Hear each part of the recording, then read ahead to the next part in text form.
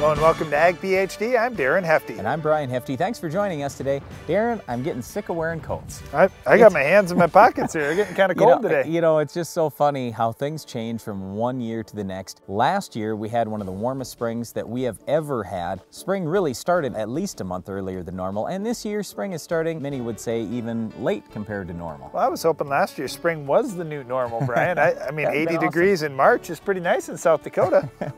Yeah, not so nice in the southern states, though, when it's already 100 degrees. Well, regardless of that, eventually soybean planting is going to start on your farm if it hasn't already. When we think about soybean planting, it's important to get the right seed treatments on to maximize your yield potential. We'll discuss that today. You know, we were just talking about last year and how different that is from this year. Last year, across the country, we had a bad drought. But you know what? In the last 20 years, we've had a lot of really wet years, and tiling has paid just tremendously. Even last year, tiled fields typically out-yielded untiled fields. We're going to talk about all that today. Of course, we've got a difficult to control weed of the week. Well, it depends on which crop you're in, of course, as to the difficulty of this tough weed. But first, here's this week's Farm Basics. Farm Basics is brought to you by the Liberty Link trait and Liberty herbicide from Bayer. The most reliable weed management solution, Liberty Link and Liberty herbicide are the link to efficient row crop production and sustainable weed management.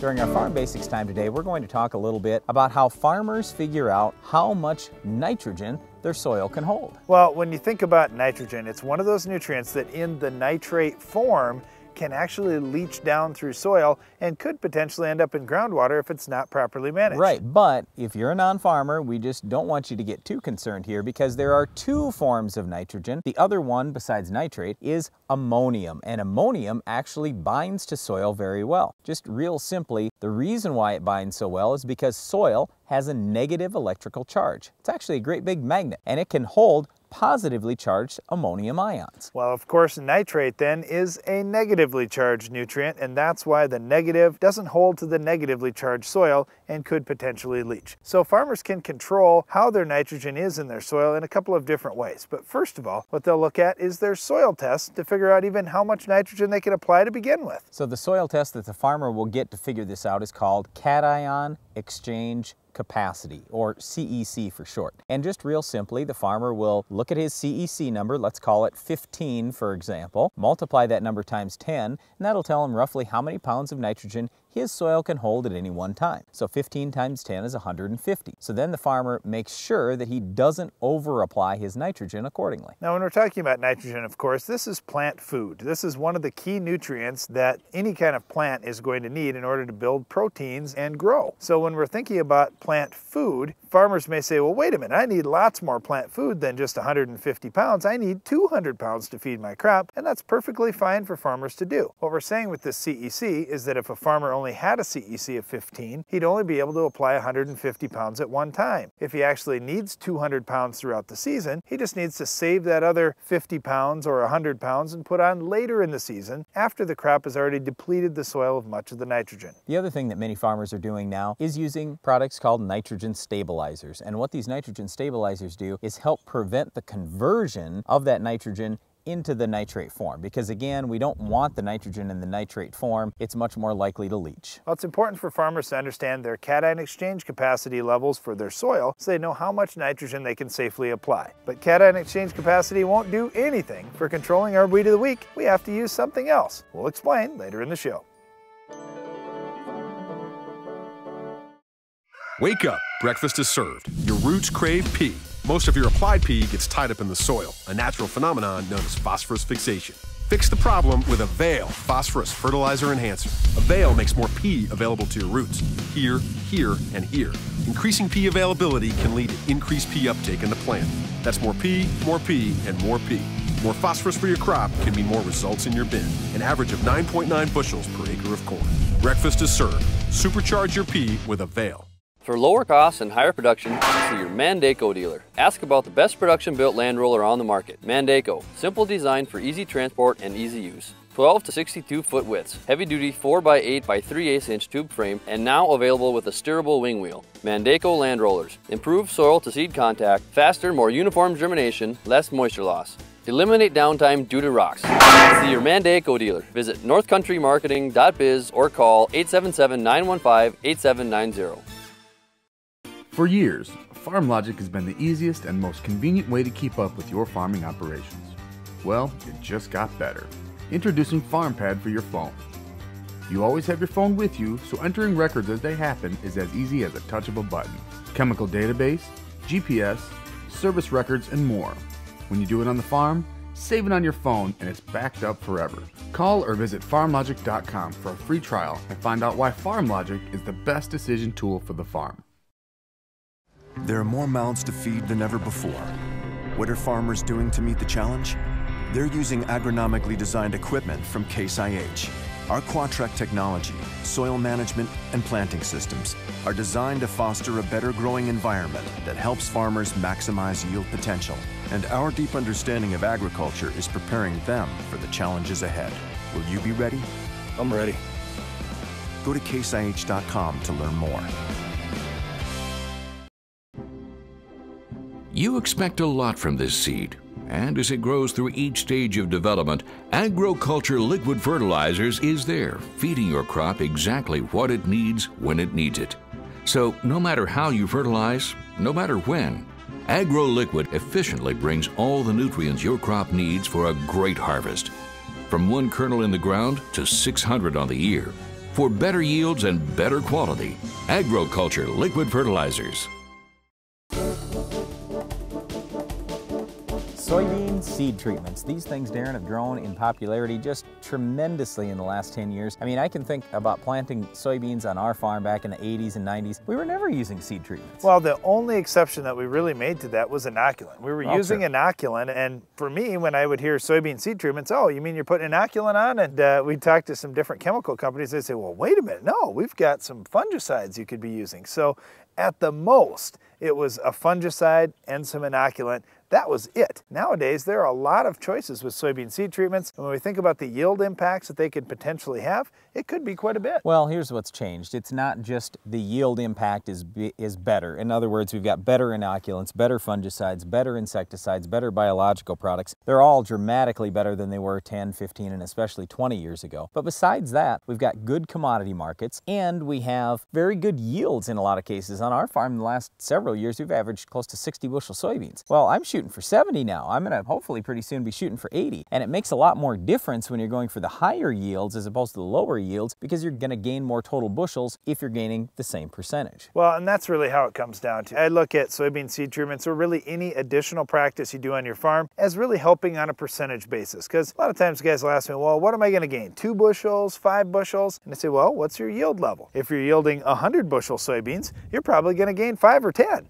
But if you're yielding 40 bushel beans, well, then maybe you're going to gain 2 or 3 on some of these things. So it's all relative. If your yield level is double, the amount of gain that you could potentially get could be double. Well, that's true, Darren, but here's the way I look at this thing. With products like fungicide, for example, some years we gain 5 bushels, some years we gain nothing. And that's just the way it goes, because when I plant that seed, I don't know if a disease is going to show up or not. So I want to protect my seed no matter what. Because the other big thing that's changed now versus 10 years ago is now we're spending $50, $60, $70 an acre on soybean seed. And well, let's go back to right before Roundup beans came out, we were spending maybe $8 an acre. So I really want to protect that seed. I don't want to take risk like I used to. I've got to get every seed to grow. We're not planting as many seeds as we used to because we're protecting a lot of those seeds with fungicide. Well, here again, we're back to one of those practices that you have to spend the money up front and put all the protection out there. Invest it. Okay, you have to invest the money out front, and then just, you hope there isn't any problem. You hope there isn't a disease. You hope there aren't bugs that come along, but we all know there probably will be. And so you don't know if putting a fungicide on the seed is going to be the biggest thing that you do this year, or putting an insecticide on, or maybe some of the biological products that you use. You don't know which one is going to pay you back. What I can tell you is that over the years, and over a period of years, and over the variety of all the fields that you have, you're going to see an average gain from using these practices. Well, I better stop you right there. We don't know if you're going to see an average gain. It's very likely that you are, but what we want you to do is test these things out and look at it over a period of years. That's how we ended up doing all these things on our own farm, because they all paid off over a period of time. And certainly some years they're not going to pay, but most years they do. But also over a number of different fields, because if you just try something on one field in one year on one variety, Who knows? It might work out great and it might not work out at all. Maybe you get a 20 bushel gain and you say, wow, I'm going to do that everywhere. Hold on, hold your horses a little bit. You're not going to get a 20 bushel gain all over the place on a seed treatment every single year. Not if you're at a 40 to 60 bushel soybean level. Okay, let's real quickly talk about the products you can throw on. Let's start with that fungicide thing since we mentioned it already. You know, for many years people have talked about Apron Max. There's Innovate that a lot of farmers have been using that's got a fungicide in it. The newest one out is the new Acceleron that also has Xemium in it, and we're pretty excited about that. Well, it's just getting more modes of action out there. When you think about the fungicides, yes, you're right. Like when we think about metalaxyl, how long that's been out there, and it's been a great product on Pythium, but we just haven't had any other choices. And so we've got this one family of chemistry that's been used just over and over and over again. Now we're finally getting multiple modes of action in there for these fungicides because, let's face it, we've seen resistance happen with herbicides, with Bt traits, with about everything we do on the farm. Nature's going to find its way around our treatments. So we've got to use multiple fungicides out there to try and avoid that or put it off as long as possible. The reason why we're not going into great specifics on each one of these different products is simply this. If you use one package or the other, it's not nearly as big a deal as if you use one versus not using one. So the untreated acre, that's where you're going to have problems. And I don't care which of the fungicide packages you're going to use, you're going to see some gain most likely. All right, well, that's enough about fungicides. Let's talk about the insecticides, Brian, because there's a lot of diversity here. We're talking about multiple modes of action, lots of different products. Darren is kidding, obviously, because there's only the neonicotinoids. That's Poncho, Gaucho, Cruiser. They're great products, don't get me wrong. It's just it's only one mode of action. And I love them because they're systemic. They have activity on bean leaf beetles, even a little bit on soybean aphids, and a whole number of other bugs. And they're relatively safe to humans. But again, it's just one insecticide family. All right, let's move on. All right, let's talk about the biologicals a little bit because there's a little bit of diversity here. Now, we talked just for a minute about inoculant, meaning rhizobia bacteria that help nodulate on the roots and bring nitrogen from the air into soybean plants. This is something that happens in legume plants. It's fantastic because you can get about 70% of your nitrogen needs for free. Well, for a couple of bucks an acre on inoculant if you want to make sure you have good nodulation. So that's a very important thing because when you look at soybean seed, it's a very high protein crop. Soybean seed has a lot of protein in it, and so we've got to bring nitrogen in to make those proteins. Hey, when we're talking about this inoculant, just two quick points I wanted to make. Number one, the inoculants today are way better than what we used to have even 10 years ago. So we encourage you to inoculate on every single acre. I don't care if you're planting beans on beans even. What they found in studies is you'll leave more nitrogen for the next crop even if you don't gain yield this year. The other thing with these inoculants is they don't cost very much money. So how much can you really expect out of them? What I'm trying to say is Darren says, well, 70% of your nitrogen you can get, you're not going to get it just by inoculating.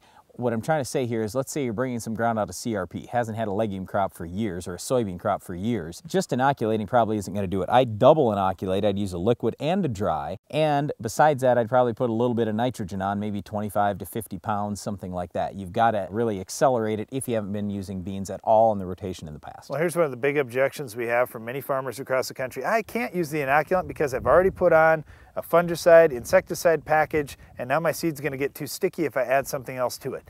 Look, it can get a little bit sticky, there's no doubt about it. What we do on our farm, we'll put that fungicide and insecticide on first, then we'll use a dry inoculant right in the planter box. You can do it that way. Yeah, not always. If we're treating the day of, then we'll put all the things together and spray it all on liquid. But the other thing you can do is if you're having somebody treat that seed for you, they can use a drying agent with it. So as they're putting that treatment on, it's not so wet and so sticky. The other thing that you can do if you're using other biologicals, like for example, we use a lot of quickerits on our farm. Well, we just use our rhizobia bacteria inoculant as the liquid portion to mix that quickerits up. Now you only have two liquids in the tank, the fungicide insecticide combo and then the rhizobia bacteria and quickerits combo to avoid the clumping issue. Yep, so if you haven't been using a seed treatment on your farm, you probably think we're nuts when we tell you, well, we want you to use an insecticide, a fungicide, an inoculant, and then another biological product. I know it seems like a lot. That's what we do. Yep, but we do that. There are a lot of farmers out there doing that because we're gaining yield. And especially with the price of soybeans today, boy, it does not take much. You gain 1.5 bushels, you paid for all that stuff, and a lot of times we're gaining 5 bushels or more when we're doing that combination. Well, there's a lot to talk about with soybean seed treatments, but there also is with our Weed of the Week. We'll explain later in the show. Micronutrients are not optional for plants, they are essential. TJ Micromix is a profit-proven management tool that ensures the availability of essential secondary and micronutrients.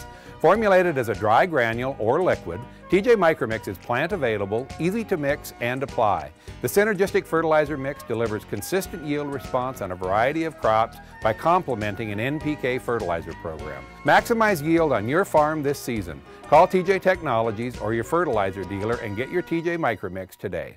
Today's Case IH equipment is packed with industry-leading technology, and Titan Machinery has the experts to make it perform to its maximum potential. We have a team of specialists and the entire Titan Machinery network to provide you with the expertise to keep up with today's advanced machines. Whether it be for your Case IH planters, sprayers, or precision farming equipment, our experts have the answers to get the most out of your equipment investment. Maximize your productivity with Titan Machinery. Better solutions. Your equipment's ready. The seed's in the barn. You have a strategy to overcome the challenges you'll face, and your crop protection products are pretty well locked in. But maybe you still haven't finalized your fertilizer plans. If not, visit agroliquid.com today.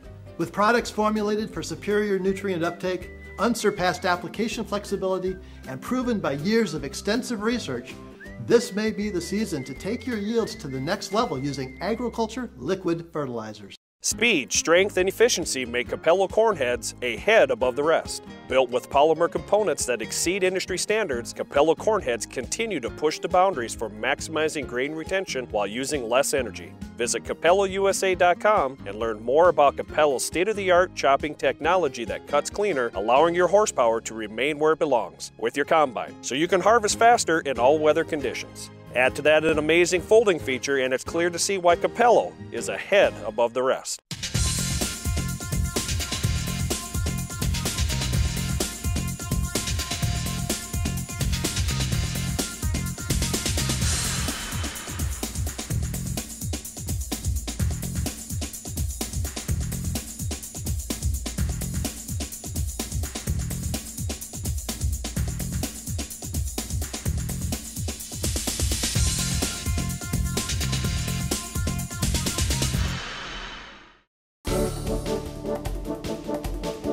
Over the last few years, Darren and I have talked a lot about tiling, and if you watch Ag PhD every week, you might be getting sick of us talking about tiling, but it's so important and it's so misunderstood that we just want to continue to go into this in a little bit more detail. And the best time of the year for tiling is coming up here just over these next couple of months. I think that's really the biggest thing, Brandon. We get a lot of questions from people about, okay, how do you do this tiling in crop? You know, I was watching your show and I saw somebody tiling right through some small soybeans or some small corn.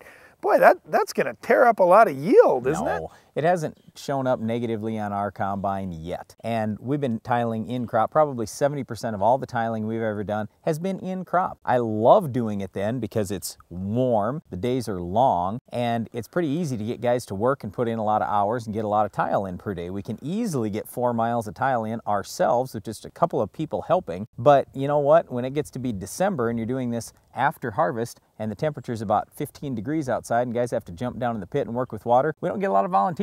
No, not nearly as nice. And when you think about it, now we're not talking about if you're doing 10-foot spacings, pattern tiling through the whole field. Yeah, in crop might not be the best time. If that was your case and you said, hey, I have to do that for my really heavy soils that I've got, put the mains in at least. Right. Then in the fall, it'll be real easy to run those laterals off the main because the main a lot of times is the big job. So you can get that out of the way and hey, that main is already going to start improving your drainage in your field and then you can just add those laterals to it later on. Okay, earlier in the show I said that we actually last year saw really good yields in a dry year in tiled areas. The reason why, just so you understand this, is all tile does is lowers the water table. Doesn't take all the moisture out of the soil, doesn't just run whenever it rains, it only runs when the water table rises above the level of the tile. Well, if we've got a water table that let's say is at a foot, well, what's going to happen with the roots when they hit that water table? They're dead. Roots are not going to grow down into a water table. Okay, so early in the spring last year, in a lot of areas like around us, we had plenty of moisture right away. And so our roots in untiled areas were going down a foot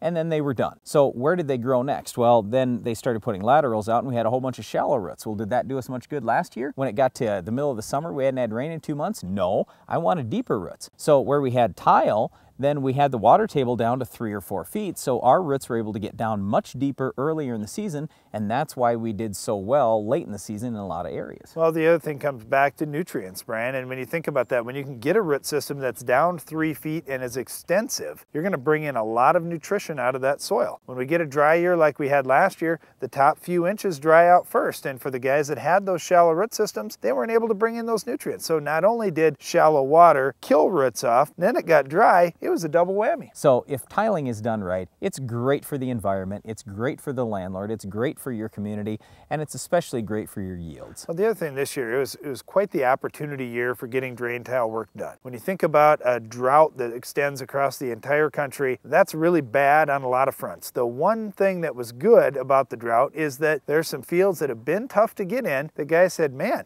I can actually get out there and get some tile in now. And this spring, even in areas that have gotten a whole bunch of rainfall over the winter and early spring, guys are getting into those fields earlier than they ever have before. I know on our farm that was certainly the case on some of our toughest ground that we had. When we finally got tile in there, we could farm end to end. And it took about half the time to farm the ground.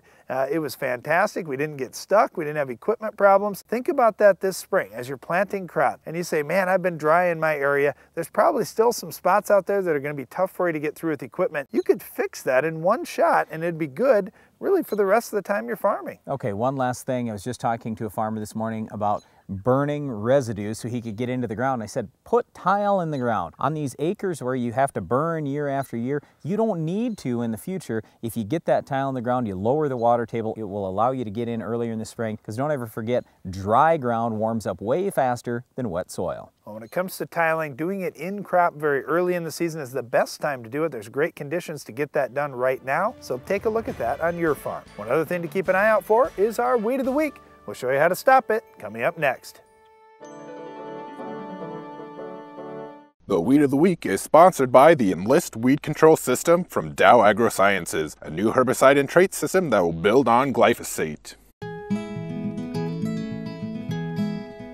You work to protect your farm's legacy and to keep it going.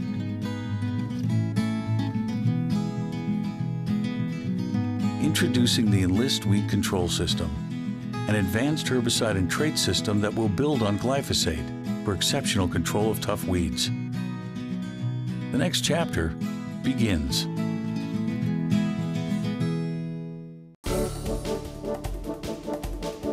Our weed of the week is green foxtail. Darren, how are we going to identify this thing first? Well, it is a little bit tricky because it looks like a lot of other weeds. When you pull back the leaf blade, you look at the base of that leaf blade and you look for the ligule. Now the ligule will be hairy on green foxtail. And there's a number of other grass weeds out there that do have hairy ligules, so it can be a little confusing that way. Yep, as far as hair on the rest of the plant though, it's typically, if there is hair, it's just going to be on the top side of the leaves. So it's not fully hairy like giant foxtail would be. Okay, in terms of control, this is pretty easy to stop. In corn, we now have Roundup Ready crops, Liberty crops, Accent's not too bad. We have a lot of options compared to 20 years ago. Yes, but you have to get it under control. If you let it go to seed, it's a prolific seed producer, and if you have a problem one year, it's going to be there for a number of years trying to get rid of it. Well, what I worry about more is yield loss. If you don't stop this thing early, it's a real problem. If you have a lot of green foxtail plants, even when they're 1/4 of an inch tall, they're already robbing water and nutrients from your ground. So pre-emerge, that's when we really like to get it. Harness, Surpass, Outlook, and Dual are the best products in corn. In soybeans, we like Sonaland, Treflan, and Prowl. In wheat, we like Prepare, the best pre-emerge. It's been a great yield booster. When you think about sunflowers, you can use a combination approach. You can use a Sonaland if you're doing tillage, or you can go Prowl if you're in no-till. Yep, and post-emerge real quick, in wheat, Axial's probably the best. In soybeans or sunflowers, Select Max is probably the best thing out there. That's all the time we have for our Weed of the Week, but there's more Ag PhD to come after this. Iron Talk is brought to you by Case IH. What are farmers doing to feed the planet? They're using Quadtrac technology, soil management, and planting systems from Case IH to foster a better growing environment that maximizes yield potential. Visit caseih.com to be ready. Every trip a wheeled tractor makes across the field when it's wet creates compaction. In today's Iron Talk, we'll show you how to deal with that. one of the things we see in a wet spring, or when fields are just at least a little wetter than we would like. We're ready to get out and get planting. This year has been very frustrating with some of the late snows that we've had on our farm. So many guys would run out with a Salford tool, for example. You can get through just about anything with a Salford, and you can certainly dry some ground out. The challenge is if you've run on diagonal patterns across your field and it's too wet, those wheeled tractors will leave impacts that will be much deeper than that vertical tillage will be able to break up. So there's a couple different things you can do. First of all, you can switch to something like a quad track or use a tracked machine. So you're going to create a little less compaction. You can certainly change up your tires using a little less air pressure or using some different tires that are out there on the market today that can create significantly less compaction. Those would be good things. The other thing to think about is just waiting. If you would just wait 3 or 4 days. Now I know this is tough, believe me. I farm with my brother and it's really tough to keep him out of the field. Many times it'll dry out enough that you'll create much less damage, if any, out in the field. So just use caution this spring. And I realize you want to get going, you want to get things dried out. But remember, every trip you're making across that field with a wheeled tractor is going to create compaction. You have to pay specific attention to which wheels are on there and what the air pressure is, or switch to a tracked tractor to try and reduce compaction in your fields. That's all for today's Iron Talk, and now back to the show. For years, FarmLogic has been the easiest and most convenient way to keep up with your farming operations. Well, it just got better. Introducing FarmPad for your phone. You always have your phone with you, so entering records as they happen is as easy as a touch of a button. Chemical database, GPS, service records, and more. When you do it on the farm, save it on your phone and it's backed up forever. Call or visit farmlogic.com for a free trial and find out why FarmLogic is the best decision tool for the farm. For lower cost, higher production, Mandaco Agri leads with versatility unmatched. Twister is the vertical tillage unit for no-till as well as conventional tillage. Twister's ease of maintenance is forgiving and rocks and has contour conformity equaling 0 downtime. Our hydraulically adjusted coulter angles make residue management easier, less costly. Spring or fall, the Mandaco Twister vertical tillage unit is the new leader. See your Mandaco Agri dealer. Visit northcountrymarketing.biz or call. Honey wagon? Can the sweet talk. Out here we treat manure, and when we talk treats, we don't mean cupcakes. Treating manure with More Than Manure Nutrient Manager can reduce solids in your pit or lagoon and ammonia levels in confinement buildings. PU, try N and P. MTM is the first and only nutrient manager proven to reduce nitrogen loss and phosphorus lockup. That's fertilizer loaded with yield potential. Looking for proof? Check the bin. Isn't that sweet? Results you can't ignore. A pit you finally can. There are more mouths to feed than ever before. What are farmers doing to meet the challenge? They're using agronomically designed equipment from Case IH. Our Quadtrack technology, soil management, and planting systems are designed to foster a better growing environment that helps farmers maximize yield potential. And our deep understanding of agriculture is preparing them for the challenges ahead. Will you be ready? I'm ready. Go to caseih.com to learn more. Looking to maximize yield? Quick Roots is a microbial seed inoculant that allows the plant root to explore a greater volume of soil, the key to higher yields. Quick Roots continues to generate yield response on corn, soybeans, wheat, and more. Quick Roots is applied to the seeds so the live microorganisms go right to work, enhancing seedling vigor, increasing the uptake of certain nutrients, including NPK, and expanding root volume. Maximize yield on your farm this season. Call TJ Technologies or your local dealer and get your Quick Roots today. Closed captioning for Ag PhD is sponsored by Norwood Sales. The all-new S-Cube commercial tender is the only tender on the market with poly tanks, giving you the capability to haul seed, fertilizer, water, or liquid fertilizer. Each cube can hold 300 units of seed, 2,000 gallons of liquid, or 300 cubic feet of fertilizer. Options include full functioning wireless remote, stainless steel conveyors, and self-contained hydraulics. Get yours today at Norwood Sales. That's all the time we have for today's show, but be sure to join us again next time for another Weed of the Week, Iron Talk, Farm Basics, and a whole lot more. I'm Brian Hefty. And I'm Darren Hefty. Thanks for watching Ag PhD. American ethanol is made primarily from corn. Did you realize that the type of corn used for ethanol and livestock feed is much different than the sweet corn on your dinner table? For more information, visit the Responsible Nutrient Management Foundation at rnmf.org.